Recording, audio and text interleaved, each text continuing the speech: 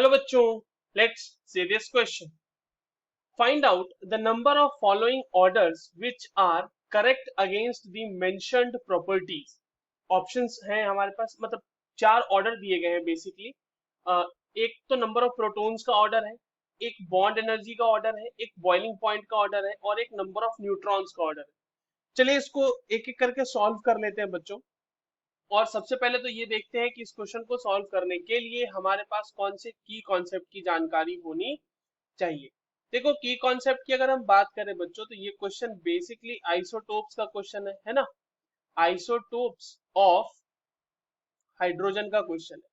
अब जब हम आइसोटोप्स कह रहे हैं तो आइसोटोप्स का तो मतलब ही है कि उसका एटॉमिक नंबर सेम होगा, मास नंबर अलग अलग होगा. तो हाइड्रोजन के बच्चों तीन आइसोटोप होते हैं, ठीक है. एक होता है प्रोटियम जो है 1H1, मास नंबर भी 1, एटॉमिक नंबर भी 1. दूसरा है 2D1, mass number 2, atomic number 1. और tritium mass number 3, atomic number 1. ये हो गए तीन आइसोटोप हमारे पास, है ना.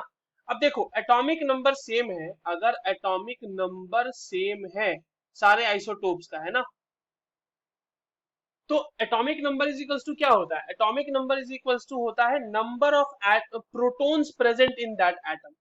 तो यानी कि नंबर ऑफ प्रोटॉन्स भी तो सेम ही होंगे, नंबर ऑफ प्रोटॉन्स भी क्या होंगे, सेम होंगे. अब एक चीज समझिएगा, यहाँ पे आपसे ये पूछा गया है कि ऑर्डर में कौन कौन से करेक्ट है, ये बताना है ना. तो चाहे हाइड्रोजन हो, चाहे ड्यूटेरियम हो, चाहे ट्रीटियम हो, उसमें नंबर ऑफ प्रोटॉन्स तो सेम रहेंगे. या फिर आप क्यों ना H2D2T2 ले लो, क्योंकि एक H में, एक हाइड्रोजन में एक प्रोटॉन है, तो एक D में भी एक ही प्रोटॉन है और एक T में भी एक ही प्रोटॉन है. तो नंबर ऑफ प्रोटॉन्स तो भैया सेम होने वाले हैं. इसका मतलब पहला वाला जो है हमारा ऑर्डर वो गलत है. उसके बाद दूसरा ऑर्डर क्या कह रहा है बच्चों, बॉन्ड एनर्जी H2 और D2 का. तो क्या ये सही ऑर्डर है क्या, देखते हैं. अगर हम बॉन्ड एनर्जी की बात करें तो H2 का जो बॉन्ड एनर्जी होता है बच्चों, वो थोड़ा सा कम होता है D2 से. तो ये जो आपके पास ऑर्डर है वो तो सही है. अगर हम H2 के बॉन्ड एनर्जी की बात करें तो वो है 435.88 किलो जूल पर मोल में ये वैल्यू आती है. और D2 की अगर हम बात करें तो वो होता है 443.35 किलो जूल पर मोल में ये वैल्यू भी आती है. तो बॉन्ड एनर्जी D2 की तो ज्यादा है H2 से, तो ये वाला जो है हमारा ऑर्डर सही है.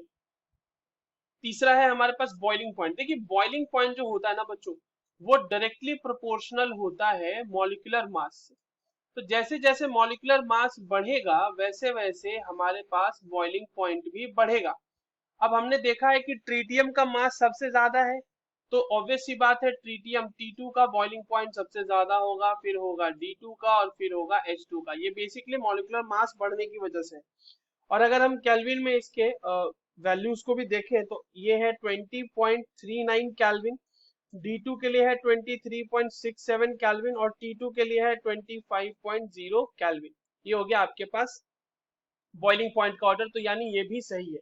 अब आते हैं हम अपने नंबर ऑफ न्यूट्रॉन्स पे. देखिए, अगर हम एटॉमिक नंबर सेम है हमारे पास और मास नंबर डिफरेंट है और हम सब में नंबर ऑफ न्यूट्रॉन्स कैलकुलेट करें, जैसे 1H1 में, तो नंबर ऑफ न्यूट्रॉन्स को कैलकुलेट करने का क्या तरीका होता है बच्चों, मास नंबर में हमारे पास एटॉमिक नंबर घटा दो. Mass number is equals to होता है प्रोटॉन प्लस न्यूट्रॉन और atomic number is equals to होता है प्रोटॉन. तो अगर हम इन दोनों को माइनस कर देंगे तो हमारे पास नंबर ऑफ न्यूट्रॉन निकल जाएगा. तो नंबर ऑफ न्यूट्रॉन अगर हम देखें, नंबर ऑफ न्यूट्रॉन क्या हो जाएगा इसमें, 1 - 1 0, कोई भी न्यूट्रॉन नहीं.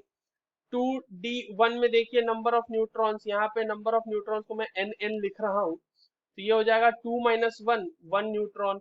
और 3T1 में अगर हम नंबर ऑफ न्यूट्रॉन्स NN लिख रहा हूँ फिर से, तो ये हो जाएगा 3 - 1 इज इक्वल्स टू 2. तो आपके पास देखो, नंबर ऑफ न्यूट्रॉन्स ट्रीटियम में तो सही में ज्यादा है, तो हमारे पास जो फोर्थ ऑर्डर है ये भी सही हो जाएगा.